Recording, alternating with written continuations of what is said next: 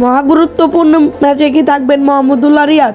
মাহমুদুল্লাহ রিয়াদ বাংলাদেশ টিমের auto choice, কিন্তু তিনি ইনজুরির কারণে চ্যাম্পিয়ন্স ট্রফির প্রথম ম্যাচ ভারতের সাথে মিস করেছেন এবং ব্যাটিংয়ের নাজেহাল দশায় পড়েছিল বাংলাদেশ।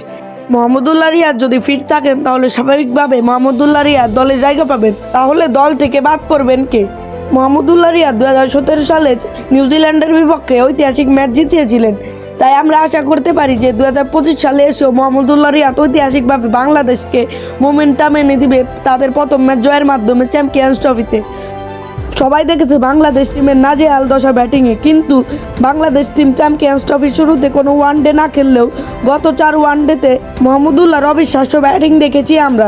4 ইনিংসে তার গড় রান ছিল 55। বাংলাদেশ টিম তাই আশা করতে পারে মাহমুদুল্লাহ রিয়াদ আসলে দলে মোমেন্টাম সেট হবে। সবচেয়ে বড় প্রশ্ন, মাহমুদুল্লাহ কার বদলে দলে ঢুকবেন? আর মাহমুদুল্লাহ একাদশে থাকলে বাংলাদেশ টিমে বাড়তি একজন স্পিনারও পাবেন আর বাড়তি একজন ব্যাটসম্যানও কিন্তু পাবেন। মাহমুদুল্লাহ কিন্তু স্লগ ওভারে হাতও ঘুরিয়ে দিতে পারবে। তাই আমরা আশা করি মাহমুদুল্লাহ রিয়াদ ভালো ব্যাটিং এবং বোলিংয়ের সামর্থ্য রাখে এবং নিউজিল্যান্ডের বিপক্ষে তিনি ভালো কিছু বাংলাদেশের দর্শকদের উপহার দিবেন। আর